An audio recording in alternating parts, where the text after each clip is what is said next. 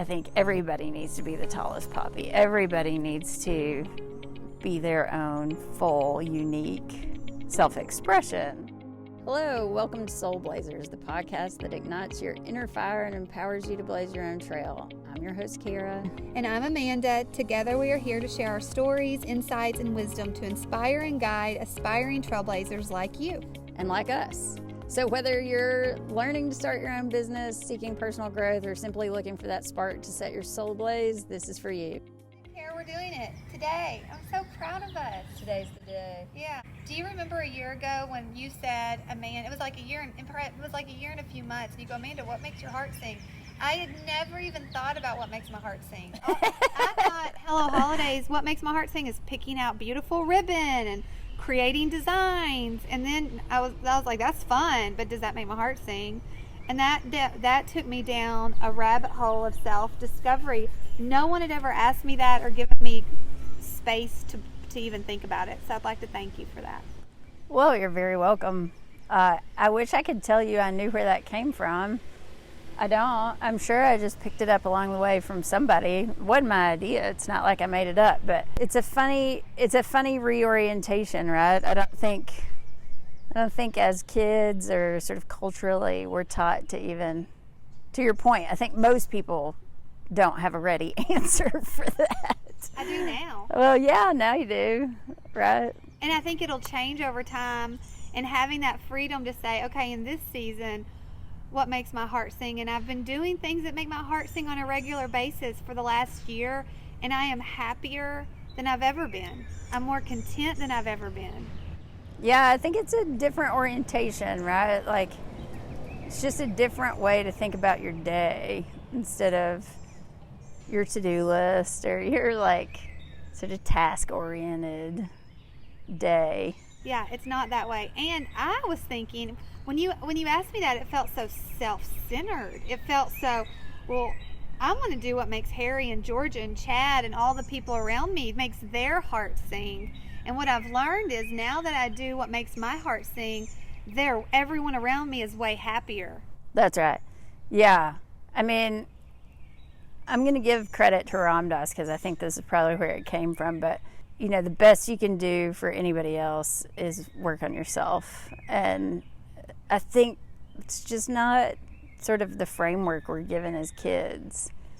We're told to like work hard and, you know, achieve. Like we live in a very achievement-oriented culture, and people talk about like, well, just do what makes you happy. But I think happy is such a, you know, generic term, and what does that really mean? And you know, it's easy to say like, well, here's what I think's supposed to make me happy, but you know, that descriptor of like what makes your heart sing is such a specific descriptor. You have to really think about it for a second. Like, what's that even mean?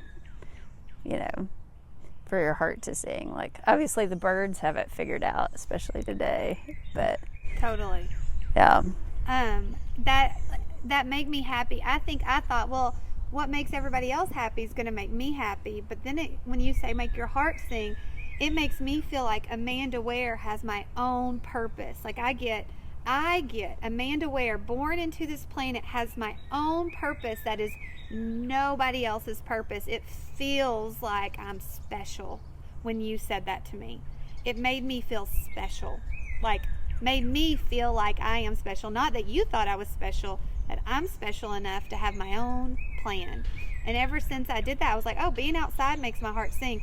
I've been outside almost every day, and my husband's becoming to be outside. My kids are wanting to be outside.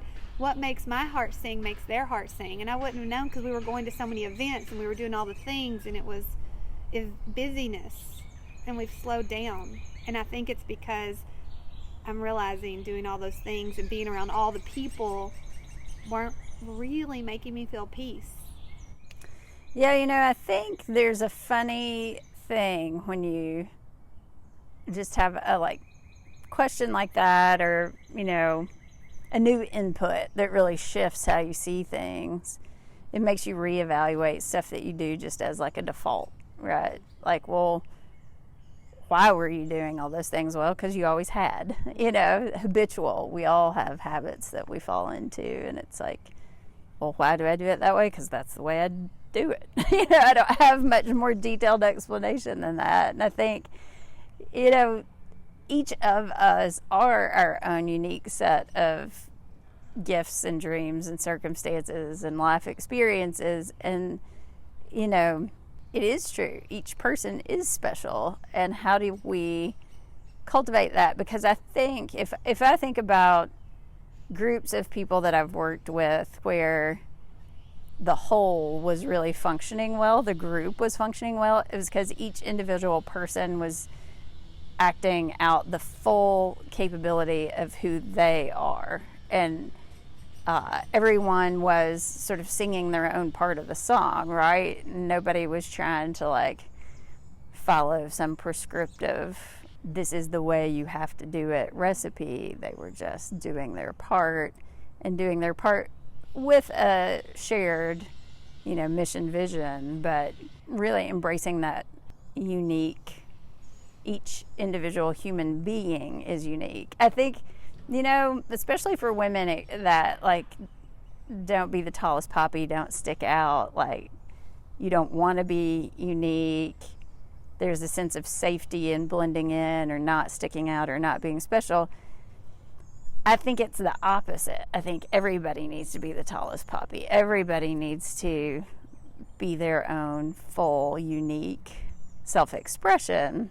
I think it's maybe a Brené Brown quote, but it's that if what the world really needs is a world full of people who are all the way alive and all the way awake and all the way themselves. And if each of us were able to really embrace being a rainbow unicorn snowflake of our own, that is the goal.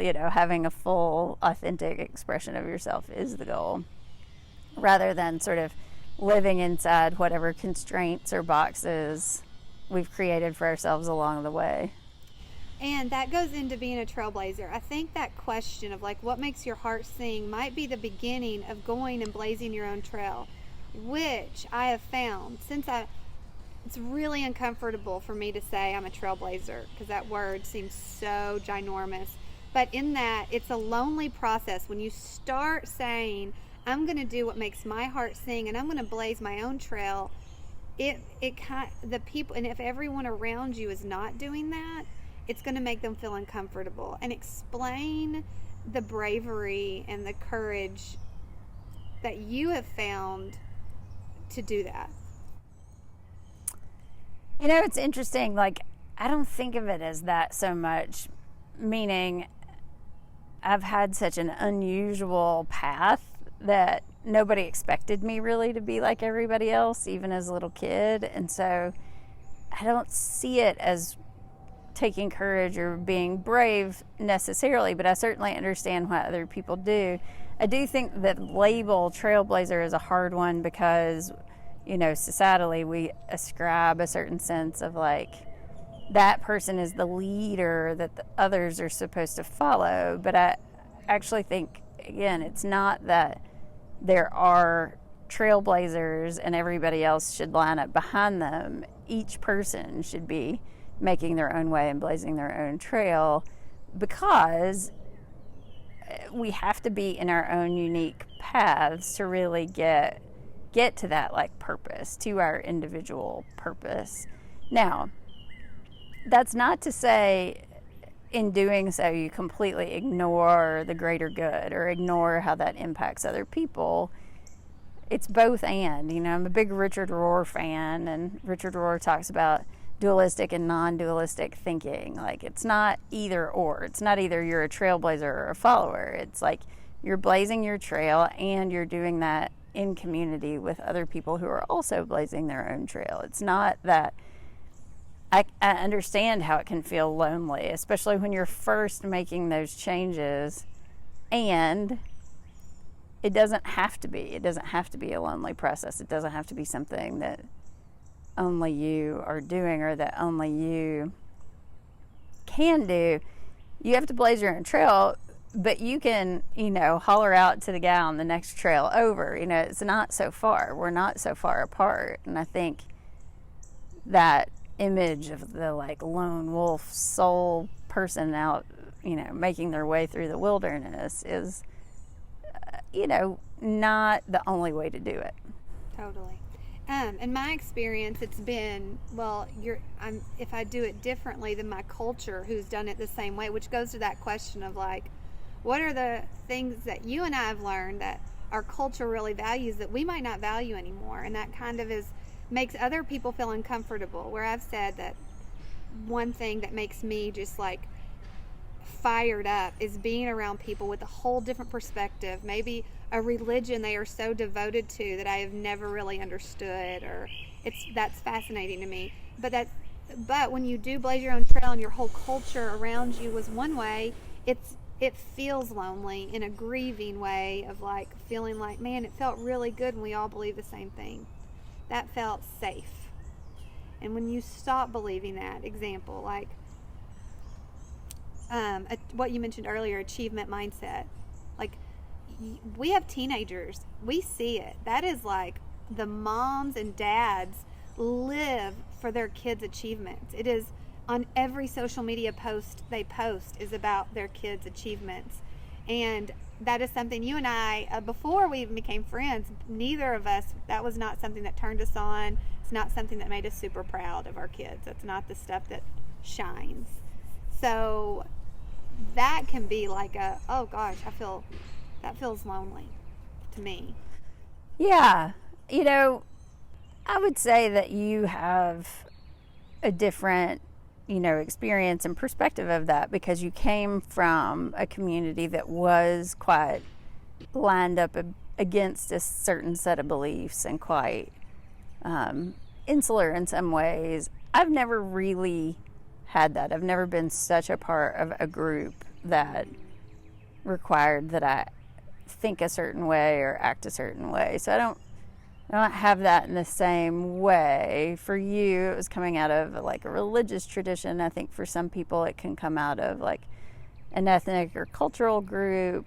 But, having grown up with parents who, my mother was a dentist in our tiny little town in eastern Kentucky. She went to dental school when very few women did that. She was already sort of set apart, and my parents were very clear from the get-go that, I needed to find my own way, and it really didn't matter what other people were doing.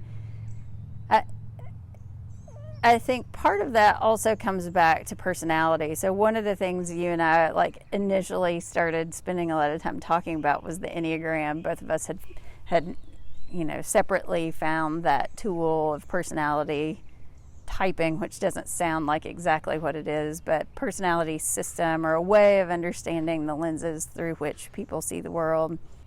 And at least in this iteration of the Enneagram, it is kind of buried in religious tradition, like Christian kind of evangelical churches have really picked it up and run with it.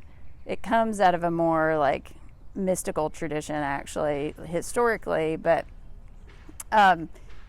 one of the parts of the Enneagram, and we'll talk in detail about the Enneagram in other episodes, but one of the parts of it is your instincts, sort of the way you connect with other people.